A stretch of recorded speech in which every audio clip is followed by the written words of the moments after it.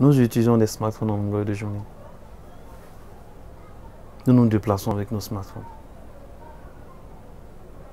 Avec une sécurité au niveau des smartphones. Mais comment sauver des vies à l'aide d'un smartphone? C'est après ceci.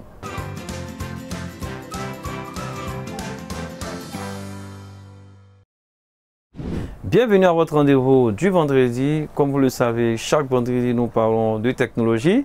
Pour ce numéro, nous allons dévoiler une fonction cachée de votre smartphone. 90% des utilisateurs du smartphone utilisent toujours le téléphone verrouillé. Ils peuvent être confrontés à des incidents, comme des accidents, comme peuvent piquer des crises. Dans ce cas de figure, que faire? Je vais vous montrer en 2 étapes comment sauver des vies. Bon, la première étape, nous allons renseigner les informations en tant qu'utilisateur. D'abord, étant donné que le téléphone est verrouillé, nous allons déverrouiller le téléphone et nous allons avoir accès à l'interface appel d'urgence là. Une fois sélectionné, on voit sur l'écran, c'est mentionné appel d'urgence uniquement. Information en cas d'urgence. Donc l'utilisateur a droit à renseigner ces interfaces là, à renseigner cette étape là. Ok, donc ici on fait ajouter. Bon là c'est mon téléphone, je vais le déverrouiller d'abord. Je suis l'utilisateur.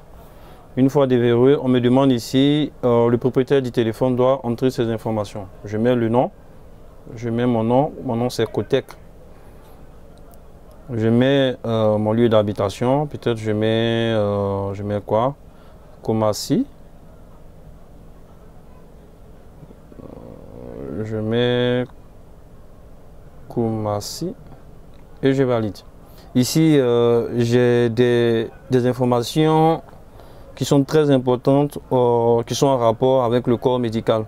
Voilà, donc comme le groupe sanguin, si je l'ai, je peux mettre O+, si je connais mon groupe sanguin, si je prends des comprimés, ou bien d'autres informations supplémentaires, des problèmes de santé et tout ça, ici je peux les renseigner. Voilà. Une fois que je finis de renseigner, voilà, j'ai ici la personne à joindre en cas d'urgence. Là, je mets le contact de la personne là, ajouter au contact. On parcourit directement le répertoire et choisit le contact qu'on veut ajouter en tant que personne à joindre en cas d'urgence. Une fois que c'est ajouté, on valide et c'est tout, le tour est joué. Après la première étape, nous passons à la deuxième étape. La deuxième étape, nous avons en face du téléphone le secouriste ou bien un sapeur-pompier, une personne du corps médical, voilà, qui est en face de sa victime. Et là, lorsqu'elle récupère le téléphone, elle va d'abord chercher à déverrouiller le téléphone. Vu que le téléphone ne l'appartient pas, voilà, elle n'a juste à cliquer sur appel d'urgence. Une fois que c'est fait, information en cas d'urgence.